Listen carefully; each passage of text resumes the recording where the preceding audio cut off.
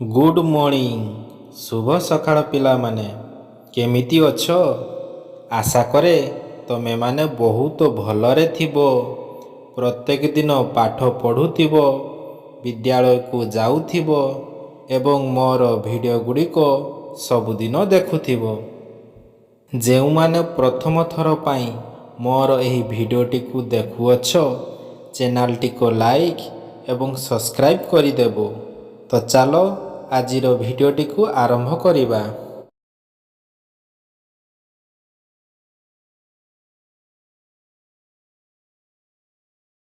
Trailer lesson 1 Activity 1 Rewrite the rhyme. This is the way we brush our teeth.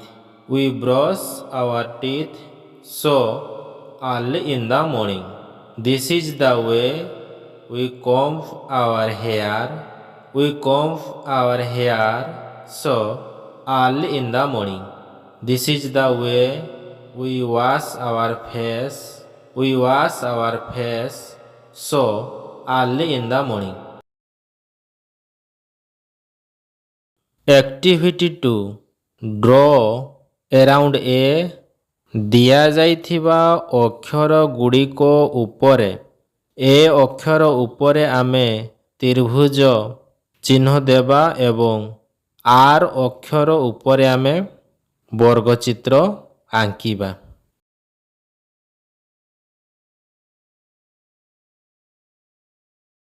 Activity 3 Write the missing letters to complete the alphabet.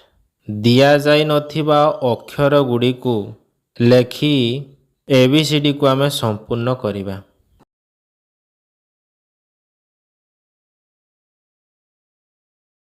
Activity 4 Match the capital letters under A with small letter under B. One is done for you.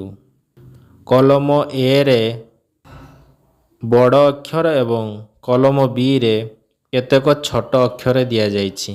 କଲମ A ସହିତ କଲମ B କୁ ସଂଯୋଗ କରିବା।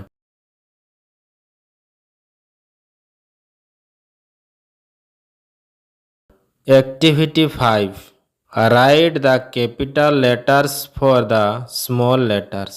ଦିଆଯାଇଥିବା ଛୋଟ ଅକ୍ଷର ଗୁଡ଼ିକୁ ଦେଖି ତାର ବଡ଼ ଅକ୍ଷର ଗୁଡ଼ିକୁ ଲେଖିବା।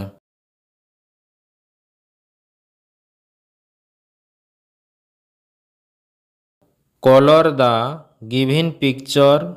Fill in the blanks using the words given in the box. ଦିଆଯାଇଥିବା ଚିତ୍ରଟିରେ ଆମେ ରଙ୍ଗ ଦେବା। This is a cat.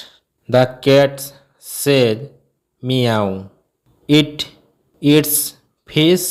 It drinks milk.